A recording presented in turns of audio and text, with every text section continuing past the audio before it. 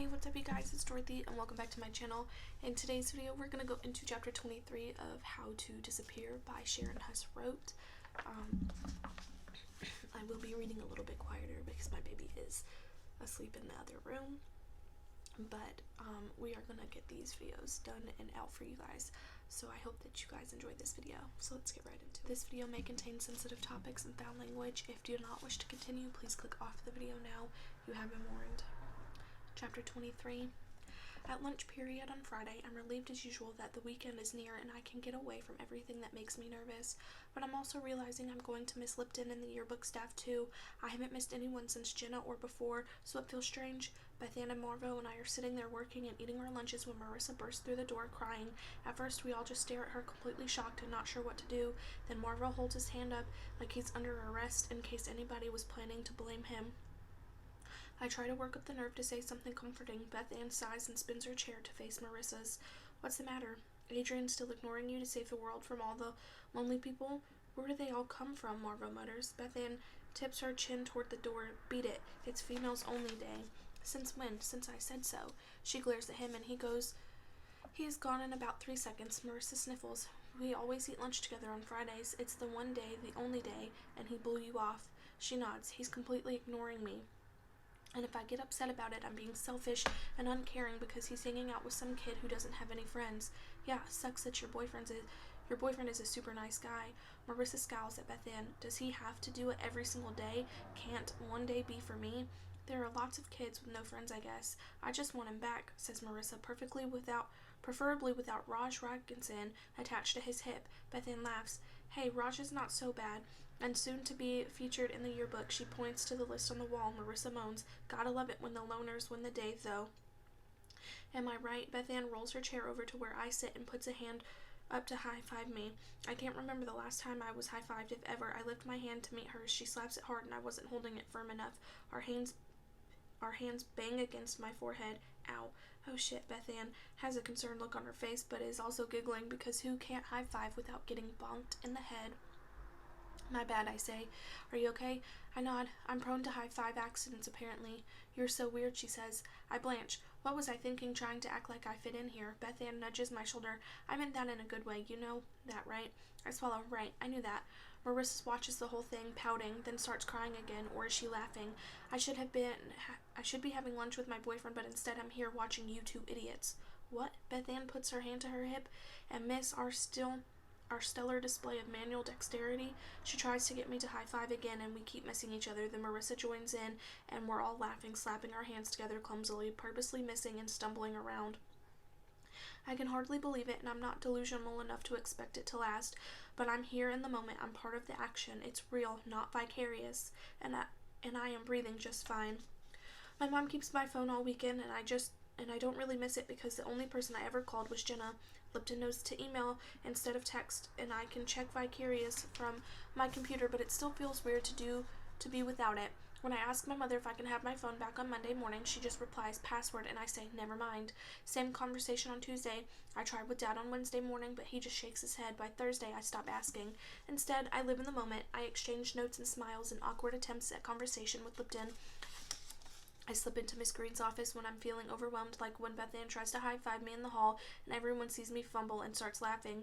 Marissa mopes around the yearbook office and Adrian forms a lunch table with kids who usually sit by themselves. I want to make her feel better, but I don't want him to stop. I could walk through the cafeteria naked and he probably wouldn't notice, she says on Thursday. I've even messaged Vicarious to see if she'd post a photo of East 48 for their gig this weekend. If you can't beat 'em, join 'em, says Bethann. Yeah, Marissa flops into her chair, something like that. When I get home from school, I see that Marissa has put up some new photos on the East 48 website. She's dancing right out front, most of them the center of attention, but there's one where she's in the background by herself, nobody watching her. It's perfect. If I do this, maybe Adrian will realize she needs to be seen too. I can't check my direct messages to find hers because the computer version of Instagram doesn't show them, but I can pretend I did. I can post a photo and thank Marissa for inviting me. Adrian would be psyched. Marissa would be happy and Vicarious would be. a student at Richardson High School. I brush off the risk of exposure. I photoshopped myself into lots of random pictures from followers in my hashtag ICU series. Why not one more? I'll do some others in the next few days so it doesn't seem strange. In a matter of minutes, Vicarious is dancing with Marissa DeMarco in the background of an East 48 concert. Now I just need to figure out how to post the photo from my computer since Instagram only makes that possible from handheld devices, but there's an app for everything. I quickly find one that not only enables me to post from my desktop but also lets me schedule the image to appear at a specific time. I set it for 12:15 tomorrow, lunch period. I'll be in the yearbook office working diligently. They'll never think it's me. On Friday morning, Lipton is extra fidgety in class. He drops his pencil 3 times, then flings it halfway across the room trying to catch it before it falls a 4th time. He and Adam exchange a series of eye-bulging facial expressions like they're trying to impersonate lizards.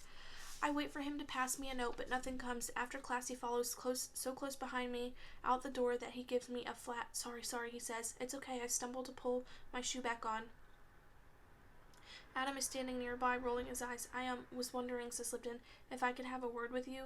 He sounds like the principal inviting me to his office for a detention slip.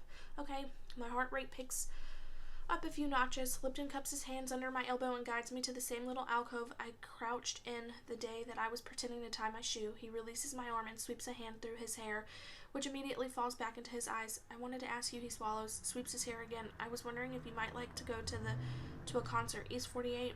He pulls the postcard promoting the gig from his pocket, probably the same one Adrian gave Raj, and shoves it into my hands. There, that. Saturday, I say? Yes, Saturday. Did I forget to say that? Saturday, tomorrow. I smile at Lipton. A weird thing is happening. His nerves seem to have a calming effect on me. The more awkward he gets, the less I am.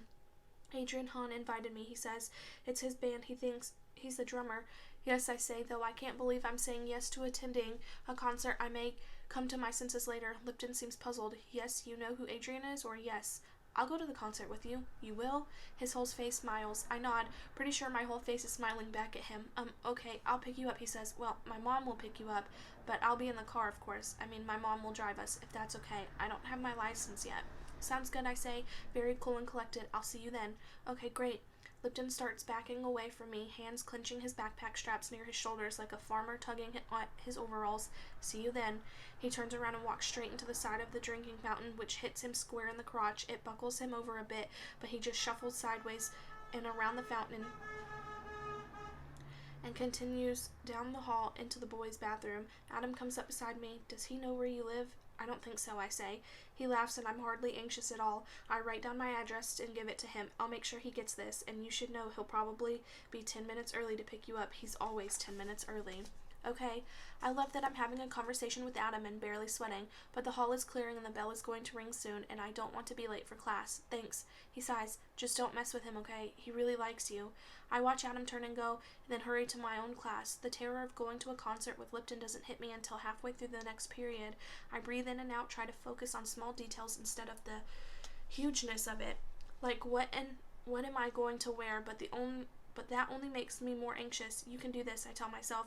I run through all the things I've done in the past few weeks that seemed impossible a month ago. I've joined the yearbook staff. I've had several near-normal conversations.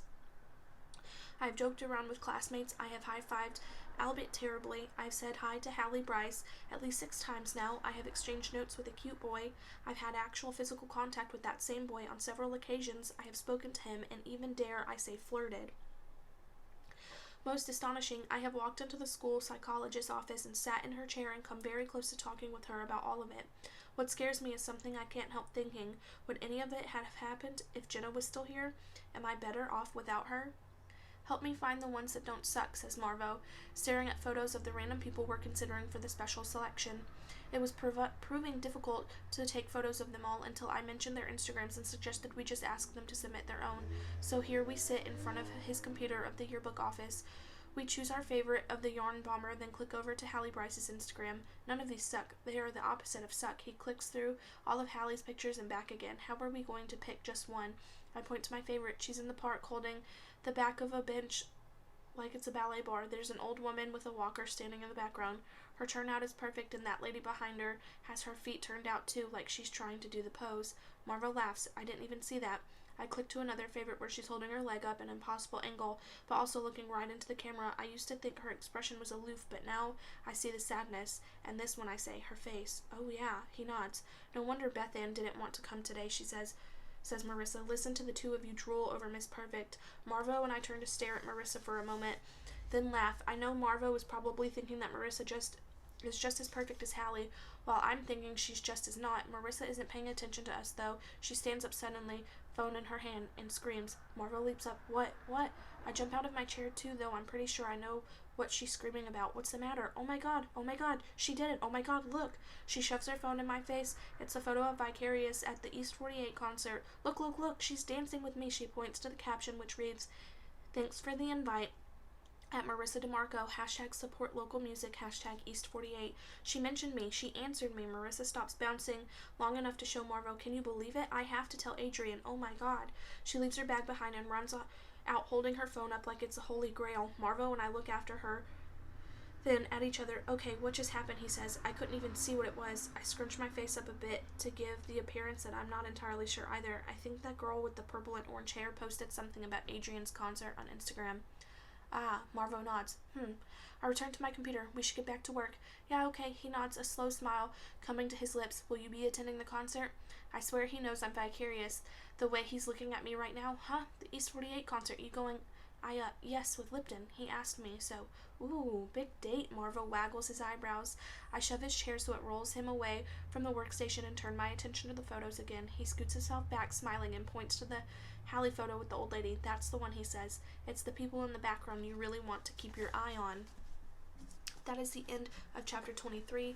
I will see you guys in the next video. Bye!